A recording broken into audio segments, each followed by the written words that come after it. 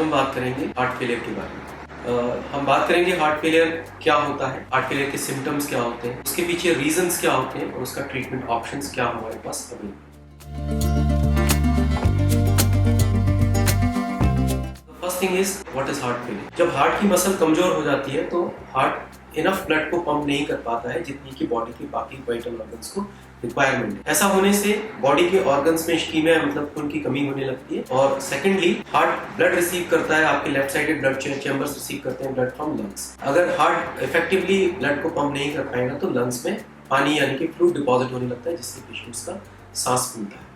इसके सिम्टम्स क्या होते हैं? Now heart failure can present in various manner. ये इस पे भी डिपेंड करता है कि इसके पीछे होने वाला रीजन क्या है, बट मोटे तौर पे हम ये समझ सकते हैं कि हार्ट फेलियर के मेजर सिम्टम्स होते हैं सांस फूलना। इनिशियली ये सांस फूलना इनिशियल स्टेजेस में सिर्फ किसी को एक्सर्शन से या चलने से या सीढ़ी चढ़ने से सांस फूल सकता है। Later on advance stages of heart failure में पेशेंट एट रेस्ट भी ब्रेथलेस हो सकता है। स्पेशली अगर पेशेंट को बैठ के बेटर लगता है और लेट करके सांस ज्यादा फूलता है तो उसे हम ऑर्थोपनिया कहते हैं, जो कि हार्ट फेलियर का एक स्पेसिफिक सिम्टम है।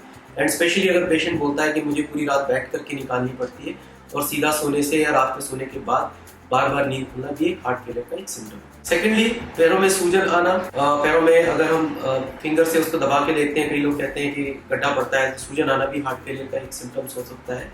Some patients complain कि मेरे कपड़े टाइट हो रहे हैं या वेट बढ़ रहा है, that is also a sign of fluid retention which in turn is a symptom of heart failure। इसके अलावा और भी काफी सारे सिम्टम्स होते हैं हार्ट फेलियर के, जैसे कि easy fatigability मतलब चलने से जल्दी थक जाना, या फिर कभी कभी advance stages of heart failure में पेशेंट को चक्कर, बेहोशी या सडन कार्डियक डेथ भी हो सकती है। अब इसके पीछे होने वाले reasons they are multiple, but मोटे तौर पे जो मेजर रीजंस होते हैं हार्ट फेलियर के वो वेरी करते हैं कि पेशेंट किस एज पे और किस रिस्क फैक्टर्स के साथ प्रेजेंट करता है। बट एल्डरली पेशेंट्स में हार्ट फेलियर होने का सबसे बड़ा रीजन होता है कोरोनरी आर्टरी डिसीज, मतलब कि दिल की नसों में जब रुकावट आ जाती है और ये रुकावट हार्ट अटैक कर देती है तो हार्ट की पंपिंग कम हो जाती है और इससे हार्ट फेलियर हो सकता है। इसके अलावा भी बहुत सारे रीजंस होते हैं हार्ट फेलियर के, जैसे कि वैल्वुलर हार्ट डिसीज। हार्ट के अंदर 4 वैल्व्स होते हैं, अगर हार्ट के वैल्व्स काम करना ठीक से बंद कर दें या तो वो लीक होने लगे या फिर वो सिकुड़ करके चोक हो जाए, इस स्टेट में भी पेशेंट को हार्ट फेलियर हो सकता है। एक कंडीशन होती है जिसको हम कहते हैं कार्डियोमायोपैथी, जो कि जेनेटिक भी हो सकती है, इडियोपैथिक भी हो सकती है। उसमें बिना किसी कारण के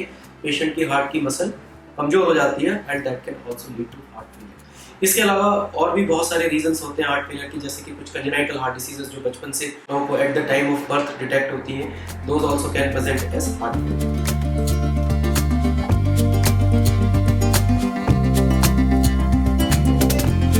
अब अगर हम इसके ट्रीटमेंट की बात करते हैं तो treatment again is decided by what is the reason, मतलब हार्ट फेलियर के पीछे रीजन क्या है तो उसके हिसाब से ट्रीटमेंट डिसाइड होता है। But grossly we can say that जो फ्लूइड रिटेंशन होता है बॉडी में, उसके लिए हम कुछ डायबिटिक्स देते हैं जिससे कि सूजन उतरती है। हालांकि इससे सिर्फ सिम्टोमेटिक इंप्रूवमेंट होता है, हार्ट फेलियर के मोर्टेलिटी में इससे कोई फर्क नहीं पड़ता। आज की तारीख में बहुत अच्छी दवाइयां अवेलेबल हैं हार्ट फेलियर के लिए, जिससे मेनी टाइम्स हार्ट की पंपिंग की कंप्लीट रिकवरी हो जाती है। बट इससे ज्यादा जरूरी ये होता है कि हार्ट फेलियर के पीछे जो रीजन है, जो उसके रीजन का अगर हम ट्रीटमेंट नहीं करते हैं तो हार्ट फेलियर में remain as such. So we have to effectively treat the reason for heart failure as well. So अगर आपको कभी भी इस तरीके के कोई सिम्टम्स होते हैं, do meet a cardiologist, find whether you have heart failure, define the aetiology और the reason behind it and treat it accordingly. And most important in any heart failure patient, the timely treatment मतलब समय से होने वाले treatment is always important. Thank you.